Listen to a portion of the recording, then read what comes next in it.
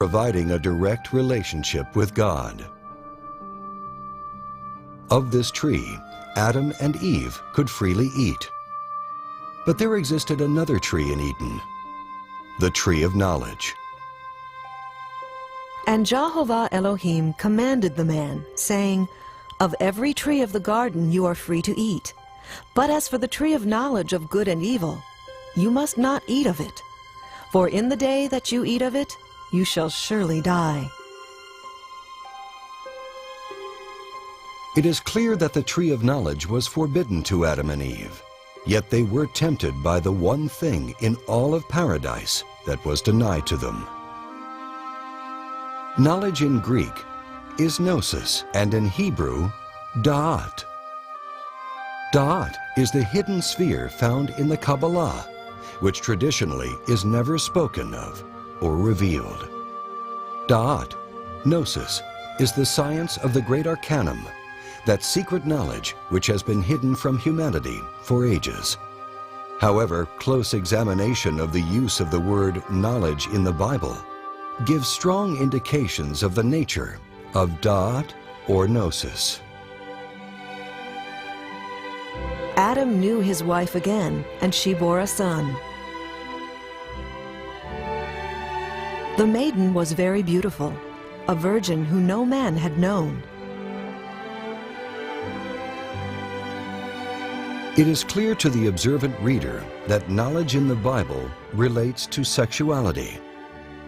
Hence, the tree of knowledge, da'at, gnosis, is a direct reference to sexuality.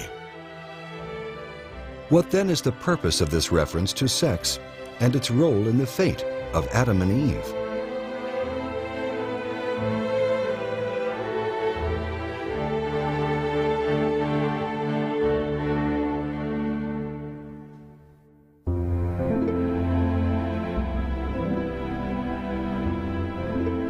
When humanity was physically separated into two sexes, man and woman still carried within them the reflection of their Creator.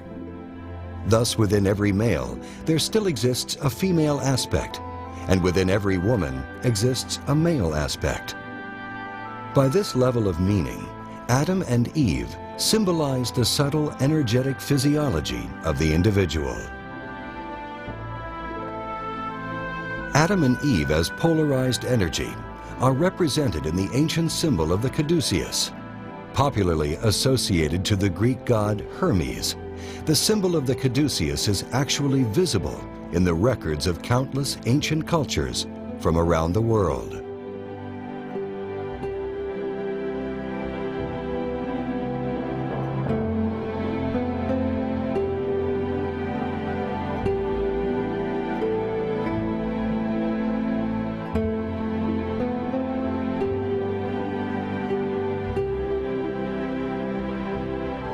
The two serpents have always symbolized the masculine and feminine energetic channels that wind up the spinal column.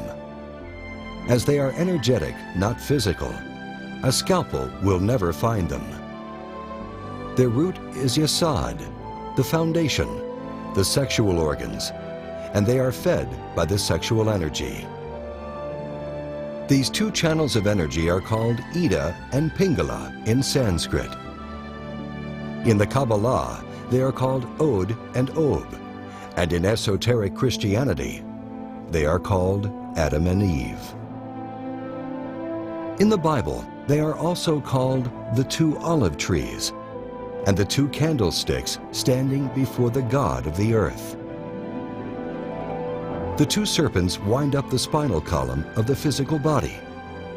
The spine is most often symbolized by a staff or a rod.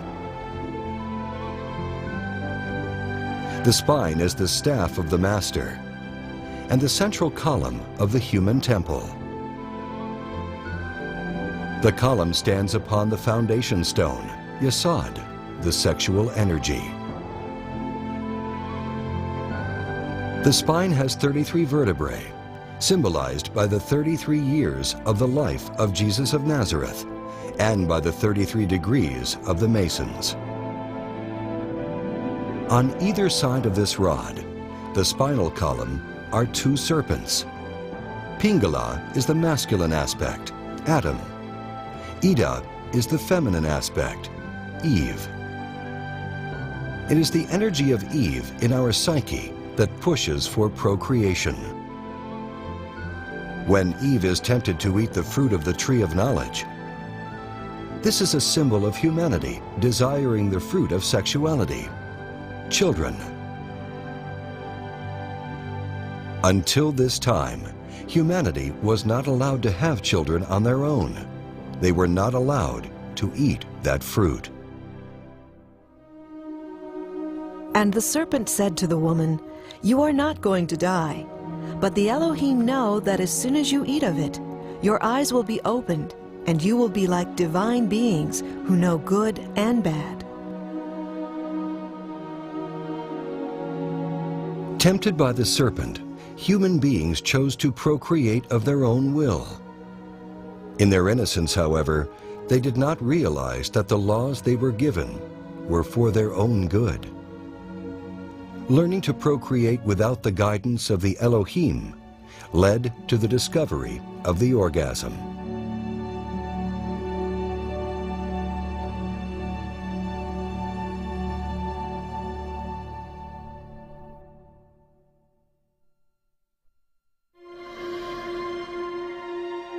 The tree of knowledge, or sexuality, was present alongside all the other aspects of existence.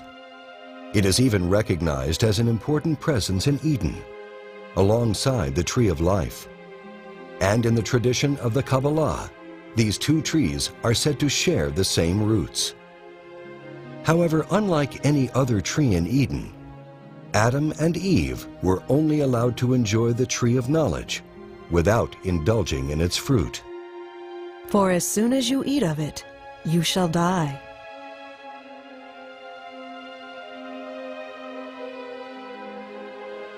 While in Eden, Adam and Eve only knew divinity and innocence, and thus inherently respected the laws of creation. In their innocence, they were ignorant of the consequences of indulging in the fruit of sexuality.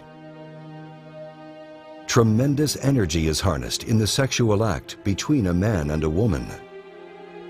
It is in this coitus that humanity has the God-given capacity to create. Man is the active force, the reflection of God the Father. Woman as the receptive force, the reflection of God the Mother, and sex as the force that brings them together. These are the three forces that give rise to all of creation, and this is the foundation of the universal symbol of the Trinity.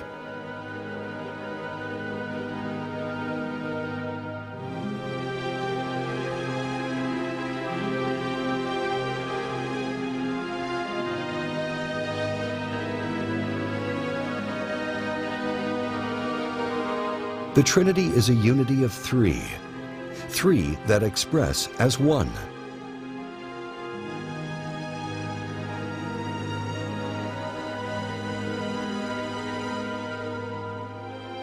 But in order to create, this one divides itself in two, male and female.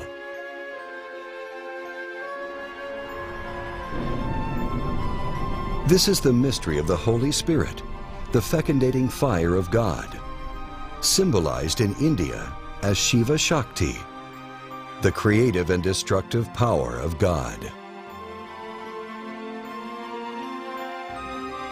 One of the most sacred symbols of Shiva, the Holy Spirit, is the lingam yoni, the intersection of the phallus and uterus. The same symbol is found on the other side of the world, in the alchemical tradition.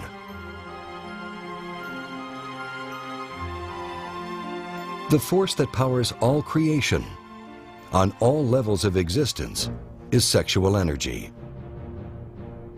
Sexual energy is symbolized by fire, by water,